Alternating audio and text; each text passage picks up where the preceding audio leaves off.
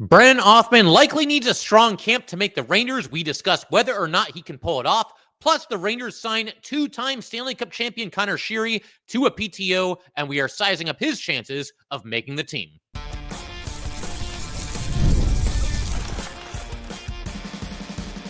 You're Locked on the New York Rangers, your daily podcast on the New York Rangers. Part of the Locked On Podcast Network, your team every day. Welcome back, Blue Shirts fans, to episode number 1358 of the Locked On New York Rangers podcast. I'm your host, Jon Chik. Just want to thank you guys, as always, for making Locked On New York Rangers your first listen every day. We are free and available on all platforms, including YouTube, and we are, of course, part of the Locked On Podcast Network, your team every day. So got a lot to do here today. Want to discuss Brendan Othmann, obviously one of the young Ranger forwards that they're counting heavily on for this upcoming season and beyond. Also going to be discussing the recent signing of Connor Sheary to a PTO. What does that mean for the Rangers? What does that mean to some of the aforementioned young New York Ranger forwards that are going to make this team out of training camp? And finally, going to also be discussing Evan Passmore, a sixth-round defenseman draft pick by the New York Rangers from, just about a month ago or however long the draft was at this point. But we begin with Brendan Othmann. We're really at an interesting spot right now when it comes to some of these Ranger young players, specifically the young forwards, and also Chris Drury.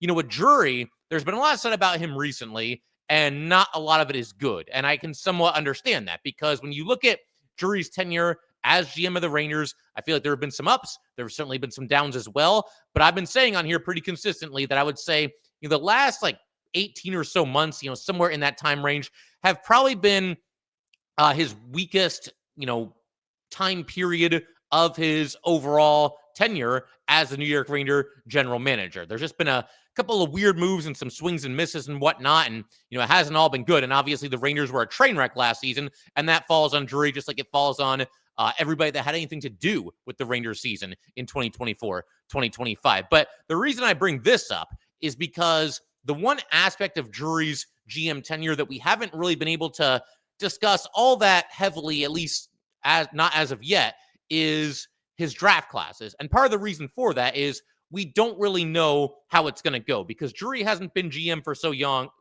long, that we've gotten to see a whole bunch of his draft picks in action. Brendan Othmann was actually the first draft pick that Chris Drury ever made, and he is just starting to get going in the NHL, 25 career NHL games under the belt of Brendan Othmann. But we are getting to the point where some of these guys that Drury selected, some of the guys that he picked throughout the years here, they're starting to make their NHL debuts, and sooner or later here, we're going to get a better feel for exactly how good or how bad of a drafter Chris Drury is. But with Othmann, the way I look at it, it's time to go. He's still very young. He's not going to be 23 until January, so I'm not going to act like this is a make or break season for Brendan Othmann or anything like that. But he is a former first round pick. You're looking for that to pay dividends. And when you look at the Rangers right now, they're down Chris Kreider, and they're going to have some issues trying to fill out, the depth chart going into this season. And a lot of it is hinging on how many of Othmann and Gabe Perreault and Brett Berard are going to make this team out of training camp, how many of them are going to be with the team for the entire season, and what kind of contributions can we expect from all three players. But with Othmann, we saw him 2 seasons ago get 3 games with the Rangers. That was that quick cup of coffee. They call him up, get him a little bit of NHL experience. Then they send him back down. And then this past season, 22 games for Othmann. But with Othmann, I feel like he has a chance here, a very unique opportunity to really make an impact for the Rangers and kind of guide them in their direction, or at least help to guide them in the direction that they are looking to go. Goals and points are great and everything. And obviously Othmann, former first rounder, put up video game numbers back when he was in the OHL. And that's all well and good. But we keep hearing with the Rangers how they need more edge. They need more physicality. They need more toughness. They need more bleep you, for lack of a better term. They need to play more straight line hockey. They got to hit some more, and they need to forecheck. And these are all things that Brendan Othmann, at basically every level of hockey that he's ever played, has brought to the table. That's Othmann to a T. You look at his hit totals alone in the NHL, he's only played 25 career NHL games. He's got 49 hits in those 25 games. It may not sound like an enormous amount, but that's basically 2 hits per night or per game. And he's done that while averaging only 9 minutes and 52 seconds of ice time per game. So that is somebody that goes out there, looks to throw his weight around, and looks to play like the wrecking ball that the Rangers all thought that they were drafting. So Othmann is tremendously important because the Rangers are going in a direction that he himself is very capable of playing as far as like the style of hockey that it is. And when you look at Othmann and just where he was picked, to me, as much as anybody, this is a draft pick that really, really, really needs to pay off for the New York Rangers, because you even compare him to the other two forwards that are very highly thought of and guys that could obviously contribute this year in Brett Berard and Gabe Perreault. With Berard, it's always going to be sort of house money just because of the fact that he was a 5th round draft pick. And that being the case, you can honestly look at him right now, and that's looking like a really solid pick. Now, people aren't going to be pigeonholed to where they were picked in the draft for their entire career, but again, that's looking like a really solid pick. I don't think too many people have a problem with the Rangers taking Brett Berard in the 5th round. Then you look at Gabe Perreault, and look, there's a lot of pressure on him too, and there's a lot riding on that pick, but he fell to the Rangers, to all of our delight, or most of our delight. I think most people like the Gabe Perreault pick as well.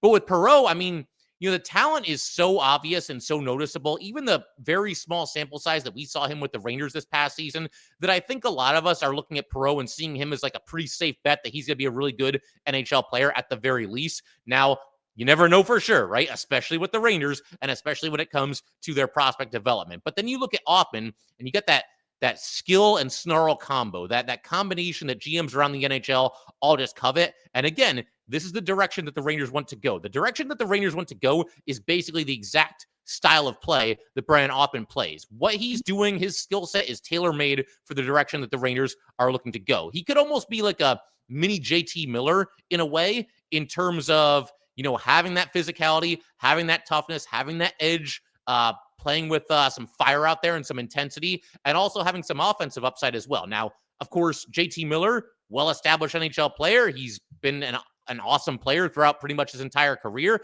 and has gone to new levels in the past 5 years or so, and that's all well and good, and Othmann's got a long way to go if he's ever going to be at JT Miller's level, but you can see the similarities. You can see the similarities in their overall mindset and just the way they play the game. One thing I will throw out there as it pertains to Othmann, though, I don't put a ton of stock into this stat, but it is one that must be mentioned. Brendan Othmann in the NHL has a grand total of 0 goals and 2 assists in 25 games. Now, he is a +7 in those 25 games, so that must be said as well. But very few points. There are definitely circumstances that have worked against Othmann and his ability to kind of hit the ground running and actually put up some points at the NHL level, not the least of which was the fact that this past season, the Rangers were a dumpster fire, and that's not a very healthy environment for any young player to be in. Hopefully this year, obviously, is different. But even beyond that, you look at the lack of ice time. I mentioned before, averages less than 10 minutes of time on the ice per game. He's never been on the power play, at least not in any sort of consistency or anything like that. Very often on the 4th line as well. And he's never out there with any of the Rangers, big time scores. That could potentially change this season. We will see. But facts are facts. We do have to call that out. 2 points in 25 games. And when you compare Othmann to Brett Berard, as far as like production versus time on the ice, Berard, he made his NHL debut this past year, played 35 games, ended up with 6 goals and 4 assists for a total of 10 points in 35 games. It's not an enormous total. It's obviously not a gigantic sample size either. But Berard, despite averaging just 10 minutes and 43 seconds of ice time per game, has been able to play at a little bit higher level than Othmann, at least when it comes to offense. And again, these are small sample sizes. By no means am I looking to panic when it comes to Brendan Othmann. But you talk about what teams need going into the season. And I've always said, like, if a team is going to win a Stanley Cup or even make any kind of a deep run, then you have to have at least a certain amount of players give you more than you were expecting. Brendan Othmann is one of those guys. It's a big season for Othmann. Again, I would not call it a make or break season, but he has a chance to make a significant positive impact on the New York Rangers, which leads me to my next question. Should Brendan Othmann start this upcoming season in the NHL or the AHL? I think, honestly, it's going to come down to the numbers game. How exactly does this unfold in the training camp and in the preseason here? First of all, you got to get through training camp and the preseason healthy, and hopefully the Rangers can do that. Depending on how healthy they are, that could open up a spot or not for Brendan Othmann. It could also have to do with how does Brendan Othmann look against some of those young forwards that I just mentioned. Does he look better or worse than Brett Berard? Same thing for Gabe Perreault. With Perreault, honestly, I've mentioned this before. I'm in favor of him starting this upcoming season in the AHL. It doesn't have to be a long stint, 15 or 20 games, maybe 25, somewhere in that ballpark, just to get his confidence up and have that as a bridge between the NHL or the AHL. If the Rangers go that route, then that obviously is one less player that Othmann is competing with to get onto the NHL roster for the New York Rangers. But look, I mean, the number one factor as far as whether Othmann is going to start this upcoming season on the NHL roster or the AHL roster is Brendan Othmann. How is he going to do? How is he going to look in training camp? How is he going to look in the preseason? Can he produce a little bit during that time period? We will see. But the Rangers have every reason to root for Brendan Othmann and root for his success. I mean, this is their guy, former first-round pick. This isn't somebody that they inherited from the previous regime. Chris Drury was there. I mentioned a couple of minutes ago that Brendan Othmann was indeed the first draft pick that Chris Drury made as the general manager of the Rangers. Now, he was in there as the assistant general manager for a couple of seasons, but this is the first time where, he obviously had the reins, and he went with Brendan Othmann. So, bottom line, Othmann should and will be given every opportunity to make the team this upcoming season. It's just going to come down to how he plays. I don't think Othmann has to worry too much about, extenuating circumstances and how this guy's doing and how that guy's doing. I mean, to begin with, if you're a player trying to make a team, I don't think you want to get too caught up in that in the first place. But this all comes down to how Brendan Othmann does. I feel like with the Rangers and with Othmann, they are very open to giving him an opening night roster spot, but he's got to go out and earn it and prove that he's worthy of getting, that roster spot. So let me also say here that Othmann and his chances of making the NHL roster, this is something I was looking to talk about anyway on here, but part of the reason why we're doing it today has to do with a recent transaction that the Rangers recently made, and that would be signing Connor Sheary to a PTO. They did that just a couple of days ago, and in just a second, we're actually talk a little bit about Sheary, his credentials, his resume, his chances of making the team, and what he would bring to the table if he does indeed make the team, and we're going to do all that good stuff in just a second.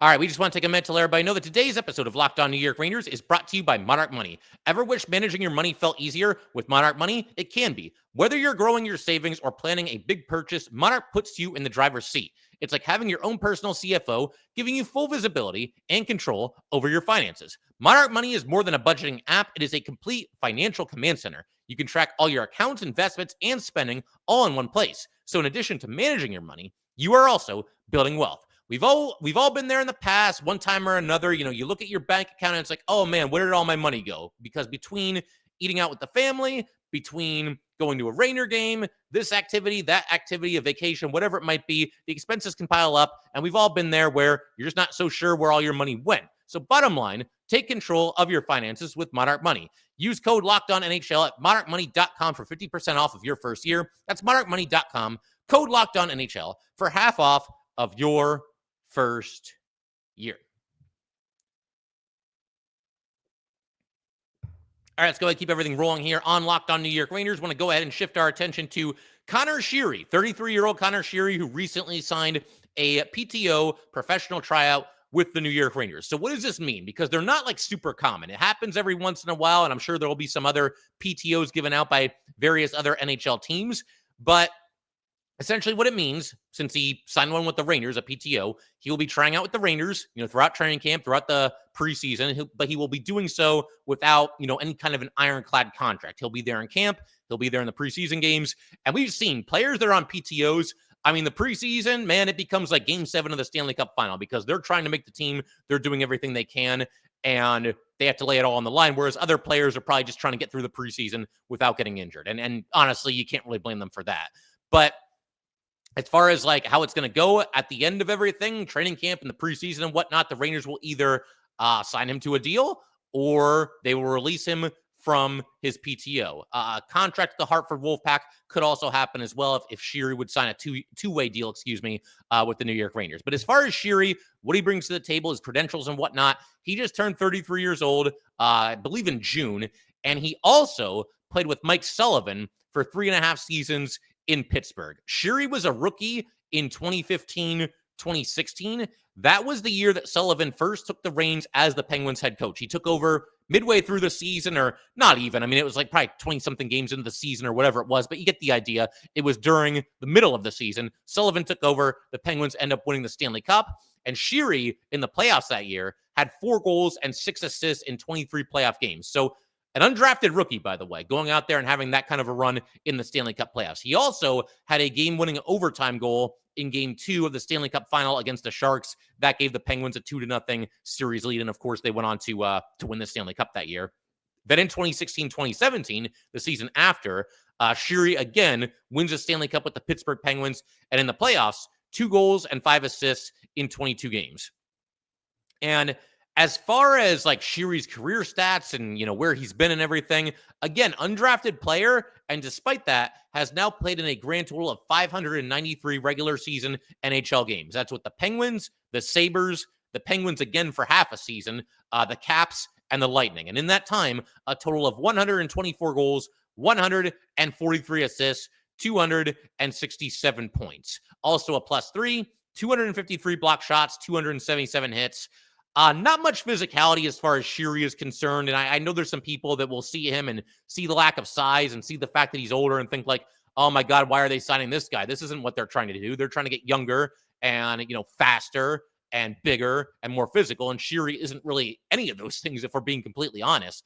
But he does bring enough other good things to the table where I think it's worth it. It's a PTO. There's literally zero risk to doing this. And it's another veteran in camp, for Sullivan and the Rangers. And his best season, it must be said, was very likely year 2 with the Penguins. During that season, Sheary ended up with 23 goals and 30 assists for a total of 53 points in 61 games. Again, this is a second-year undrafted player who is flirting with point-per-game territory. Now, he's got great players around him on those Penguins teams of the mid-2010s, but be that as it may, he's obviously holding his own, and it must be said that he was playing for Mike Sullivan at that time. Now, obviously, a lot of time has gone by since then, and Sheary's quite a bit older, and it remains to be seen if first of all, we got to find out if he's even going to make the team, but it remains to be seen even if he does, if Sullivan can get anywhere near that kind of production out of Sheary, because Sheary hasn't been anywhere near that in recent seasons. However, as recently as 3 seasons ago with the Capitals, Sheary did have 15 goals, 22 assists for a total of 37 points in 82 games. It's not an enormous amount, but it's right on par with what you're expecting from third-line style players around the NHL. Someone who can at least give you that, if nothing else. And I would hope that, before this was done, before Drury brings in Sheary on a PTO, I would hope that him and Sullivan are talking a little bit. I think it makes sense for that to happen, especially when you consider the fact that Sullivan coached him for a handful of seasons with the Penguins, won a couple of Stanley Cups with him. Drury goes to Sullivan, hey, we got a chance to bring in Sheary on a PTO. Should we do it? Do you like him? Do you think you can get something out of him? Do you think there's a chance that he can make the team? Do you think there's a chance he could have a role with this Ranger squad here? Hopefully that conversation took place. I mean, it would only make sense to, right? I mean, Sullivan's obviously very, very familiar with Connor Sheary. But Sheary's coming off of a 3-year deal with Tampa. It paid him $2 million per season. And if we're being completely honest, it didn't really go all that well. The first season with Tampa for Sheary, just 4 goals and 11 assists for a total of 15 points in 57 games. He was also a -3. And then this past season, 5 games only with Tampa Bay, no points, and was a -2. He was placed on waivers, cleared, and ended up playing 61 games in the AHL. More on that in a second, because that's one of the more intriguing aspects of this whole thing. But at the end of this past season, Sheary opted for a mutual termination of the final year of his contract. Then he became a free agent after clearing unconditional waivers on June 30th. And that pretty much brings us to now. That was about a month ago. And in the past couple of days, like we said, he has now signed a PTO with the New York Rangers. But I mentioned the AHL, him being sent down to the AHL. This really kind of got my attention too, because he played very, very well for the Syracuse Crunch of the AHL this past season. That is, of course, the AHL affiliate of the Tampa Bay Lightning. But he ends up this past season in the AHL with 20 goals and 41 assists for a total of 61 points in 59 games. Only 9 AHL players last season had more points than Sheary, and Sheary was also a +15. So the numbers are impressive, but the real reason why this kind of got my attention, I mean, think about the situation here. Sheary's a proud NHL veteran. He's won, 2 Stanley Cups. He's played a whole bunch of playoff games, 72 Stanley Cup playoff games to be exact. This is somebody that's used to, not being a superstar by any stretch, but somebody that's used to having a role, whether he's on this team or on that team. And 2 years into his 3-year deal, he's getting waived and sent down to the AHL, and he's got to play for the Syracuse Crunch. It had been 9 years before Sheary had played even a single game in the AHL. So you got to swallow your pride a little bit and just kind of continue to move forward. I'm impressed that Sheary was able to do that and put up such a great season in the AHL. A lot of players in that situation, I don't think, would handle it that well. They get upset, they sulk a little bit, whatever it might be. But it sounds like Sheary was all hands on deck and, whatever you need from me kind of thing. I'm sure he was upset about it. Nobody wants to get sent down to the AHL, especially not when you haven't played in the minors in 9 years, but he did the best he could with it and obviously had a very nice season. And as far as like his role with the Rangers, I mean, it's a nice insurance policy. His fate, see, we talked about Othmann a minute ago. I feel like Othmann's fate is largely dependent on how Brendan Othmann plays. It's really as simple as that. For somebody like Connor Sheary, yeah, he's obviously going to have a say in it. And if he plays well in the training camp and the preseason, then certainly he can help his cause. But I feel like with Sheary, it comes down also to what the Rangers want to do with some of their young forwards. How many specifically out of Othmann and Perreault and Berard are going to earn a spot on the opening night roster? How many of these guys do the Rangers want to have on the NHL roster to start the season? And how many of them would they like to send to the AHL? And they might not even know the answer to that question yet. Like I said, the players will determine it themselves. But if you're Connor Sheary, the fewer of those players that I just mentioned, Perreault, Othmann, and Berard, the fewer of them that starts with the Rangers, the better your chances are of making this team out of training camp. I have this really weird feeling that he's actually going to make it, though, because, again, familiarity with the coach, veteran player. We know all these NHL coaches love their veterans, especially if they coach them at a previous stop. I feel like Sheary's actually going to make this team, and you could see him out there on opening night, potentially on the third line. There's a lot of factors, like we said, the performance of the young players, how healthy or unhealthy are the Rangers going into the regular season. That matters as well for sure. But gut feeling, I feel like Sheary might make it. He might be like in a 13th forward type of role. We will see. We will see how it goes. But definitely an intriguing signing, and one that, again, it's not going to propel the Rangers to the Stanley Cup. But if you just look at it for what it is, it's a solid signing by the New York Rangers. It's a PTO. There's literally zero risk. The only downside is if there's too much favoritism towards Sheary on the part of Mike Sullivan, and that results then in players like Othmann and Perreault and Berard being in the AHL for like the entire season or being healthy scratches, even if Sheary's not doing anything all that special. That's the one concern that I have. But for what this is, again, I do like the signing Connor Sheary on the PTO. So in just a second, we're going to keep everything going. We're going to switch our attention to another member of the 2025 New York Rangers draft class, and that is going to be gigantic right-handed defenseman Evan Passmore. He brings a lot of size, a lot of physicality to the table. We're going to talk about him and his career prospects in just a second.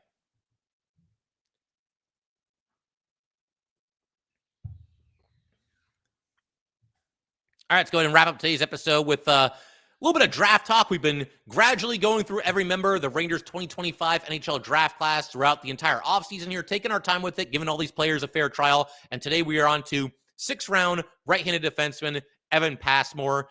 Honestly, going on social media and kind of just getting the lay of the land and seeing what everybody's saying about this Ranger draft pick and that Ranger draft pick, Passmore seemed to be one of the more popular picks among the Ranger fan base, at least when you compare it relative to when the player was drafted. I mean, I don't think people are like more excited about Passmore than, say, Malcolm Spence, who the Rangers took in the 1st round. But as far as like getting into the later rounds a little bit and looking for value picks, Evan Passmore, people seem to be feeling pretty good about this pick.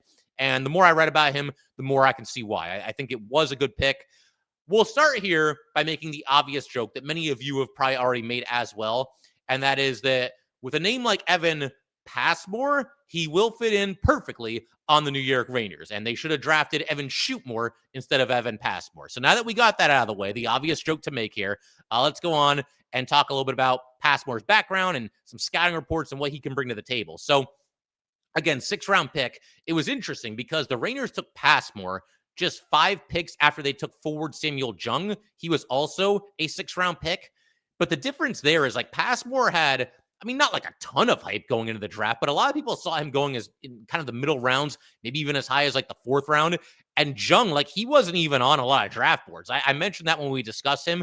It was very, very difficult to find really any information on him. So you would think the Rangers might take Passmore first, knowing that other teams know about him, and then take Jung, but whatever. You know what? It all worked out, so we're not going to worry about it too much. But Passmore goes number 171 overall in this year's draft, 6'5", 212 pounds. And we can start right there. Obviously, the size. The Rangers, this draft class, seem to mostly prioritize size and strength, and that's probably a good thing for the Rangers moving forward. And I feel like, as Ranger fans, we were all sort of waiting for this type of draft pick for the Rangers to make it in the 6th round, because in recent seasons, this is what they've been doing. The Rangers have been getting what I would call cheap size late in the drafts. And honestly, it's been working great because when you look at the Rangers late in drafts in recent years, and especially the 6th round, that seems to be when they go out and they get their token giant of the draft. We've seen it multiple times. We saw it with Matt Rempe. We saw it with Adam Edstrom. And even more recently, we saw it with Dylan Robrick. And all 3 of those players were taken in the 6th round by the Rangers. All 3 of them go 6'7" or taller. Now, Passmore is not quite as tall. He's 6'5", but still a giant out there. And there are no Ranger defensemen. I found this interesting. No Ranger defensemen in the entire organization, in the pipeline and whatnot, that are taller than Passmore. Looking this up, he's 6'5". I found 2 other defensemen who were exactly 6'5". That would be Carson Soucy and Sean Barnhill. But they obviously went with their cheap size late in the draft this year, as they've done in recent years. And so far, so good. I mean, look, people are split on Rempe. I get that. He's still been an effective player at times with the Rangers. Very unique player, to be sure. Adam Edstrom, man, he's got some sneaky upside, I think. I'm not expecting like superstardom, but he's got to stay healthy this upcoming season, and I think he can certainly be a contributing member of the New York Rangers. And Robrick, I mean, 20 goals with the Hartford Wolfpack this past season. He's looking pretty good too, and we can hope for similar success from Evan Passmore. As far as Passmore and his stats and all that, he has played with the Barrie Colts of the OHL for each of the last 2 seasons.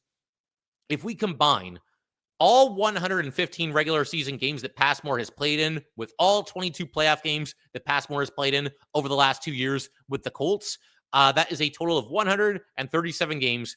Passmore has a grand total of 3 goals and 12 assists. Now, to be fair, he's a defenseman, so it's defense first, but that is like just a wildly low amount of points. It's okay. It's okay. It's a 6th-round pick. Obviously, it's somebody that's not perfect, that doesn't excel in every area of the game, because if they did, they'd be selected quite a bit earlier than that. But right now, certainly Passmore seems like a defensive defenseman, to be sure. But like I said, there's nothing wrong with that, especially this late in the draft. Going by some of the scouting reports, some of the pros and cons that we could put together here that I've been able to kind of piece together through different reports, different things that people are saying about Passmore. We'll go through that right now. We'll start with the cons. We'll end with the good stuff. Well, the thing I just said. I mean, obviously, there's little to no offense to his game. I did read a scouting report, though, that says that he can make a pretty good first pass regarding breakouts. You know, he can send a pass out of his zone and get the puck moving the other way up the ice through the neutral zone and whatnot. But once the puck gets into the offensive zone, he just doesn't do a whole lot. There's not a whole lot that he brings to the table, at least at this part in his career. Now, obviously, he's still very young and he can still develop, but clearly that is not a strength of his game, at least as of now. He is viewed as something of a project. You know, you're really going to have to work with this guy, and a little bit rough around the edges. You got to work with him on certain areas of his game. His skating, it sounds like, is certainly an area that could use some improvement. But again, it's the 6th round, so none of these players are going to be flawless. None of them are going to be perfect. None of them are even going to be a guarantee to ever make it to the NHL level. But with all that said, it's fine. It's fine if there's certain things that you have to work with him, because, again, it is a late draft pick. And if nothing else, he's a giant. Nobody's going to take that away from him. As far as the pros, I saw a couple different scouting reports that mentioned that he's pretty mobile for his size, which seems to contradict the idea that he's not the best skater. But what I was reading about his skating was his skating in the defensive zone is somewhat subpar. So it sounds like he's a little bit more mobile in other areas of the ice. He's also got big-time physicality. This is something that Ranger fans are going to like. He uses his frame to his advantage. It's funny because I was on the official website for the Barrie Colts and just trying to find as much information about Passmore as I possibly could. And there's a picture of him, you know, signing his contract with the Colts from 3 years ago. And then there's a more recent picture of him, you know, from this past season or whatever. He doesn't even look like the same person. I mean, he's put on a lot of muscle and a lot of size in that time, which is to be expected, but it was still pretty striking. Go ahead and check it out for yourself if you have the time. I mean, he looks like a legitimate kid in the first picture, and now he looks like an absolute giant. He's sitting down in the first picture, so you don't really get a sense of how tall he is, but obviously he's filled out over the last 3 years, and I mean, hey, it's worked out nicely. He gets drafted by the New York Rangers. Also a pro, good stick work. It sounds like he's very capable and very willing of separating his opponent from the puck by using his stick as well as his physicality. He'll go to both, you know, at different times in the game. He's got both of those tools at his disposal. So that's good to hear as well. And just a very active, very engaged player, you know, always out there battling. So that's good as well. There was an article by Jordan Orth of the Hockey Writers. Mr. Orth here believes that that Passmore can become at some point a third pair defenseman in the NHL. That kind of seems to be his ceiling as far as Orth is concerned, as far as his prediction is concerned, and also somebody that is known as being a good penalty killer, and Orth sees him as potentially being, like a second penalty kill unit kind of guy in the NHL, if he makes it to the NHL. And again, there's no guarantee for any 6th-rounder, and for sure Passmore is no exception to that. My understanding, too, is that the Barrie Colts had a very good team, a very deep team this past year, and as a result of that, Passmore didn't always get a ton of ice time, so maybe in some ways that held him back. But if that's the case, the Rangers did a good job, finding somebody who's a good defenseman despite not getting a ton of ice time. And for what it's worth, Barrie was in the OHL Conference Finals this past season. So they did have a good team, and they did make a good run at it, and that would hold water then, the idea that they're a team with a lot of depth and that probably hurt Passmore's overall ice time. So I figure we'll go ahead and we'll leave you guys with a couple of scouting reports here. This one comes to us from the Elite Prospects 2025 NHL Draft Guide. With his impressive range, Passmore times poke checks with precision, angles attackers to the wall, and brings plays to a halt. What makes his stick work so effective is his understanding of that range. He allows opponents to exhaust their dekes, then counters with a well-timed snipe. Once he separates them from the puck, he envelops it, walling it off entirely. There we go. This one also comes to us from Dominic Tiano from the OHL Writers. While not flashy, Passmore is a steady and reliable presence on the blue line. He rarely makes mistakes, and he contributes to his team's overall defensive stability and can be counted on in PK situations or protecting the lead late in a game. And we got time for one more here. This one comes to us from Joe Along from Future Considerations. Passmore is a long, rangy defender who makes the most of his great size with consistent physicality and is a good enough skater to match up against small, speedier forwards. Passmore is a strong skater with long, powerful strides that allow him to accelerate well despite average foot speed. So again, people seem kind of split on his skating. I mean, I've seen it both ways where that's a weakness and he's got to work on it. And then there's people that seem to think he's a pretty good skater, especially for somebody of his size. And then you get people that say, well, the defensive zone, he's not really the best skater. Who's to say for sure? But it seems like that's an area of Passmore's game where the experts are at least somewhat split. One more thing I want to mention here real quick before we call it. The Rangers and the Flyers, they are going to once again be having what has become an annual tradition here, the 2-game rookie series at PPL Center in Allentown, Pennsylvania. That will be happening on Friday and Saturday on September 12th and September the 13th. So definitely looking forward to that. Definitely check that out if you can. Hopefully there will be a live stream and we can see all these young Ranger players in action. But we'll call it there. If you guys would like to get in touch with this podcast, please send an email to LockedOnNYRangers@gmail.com and definitely subscribe to the Locked On New York Rangers YouTube channel. Thanks again, guys. I will see you next time.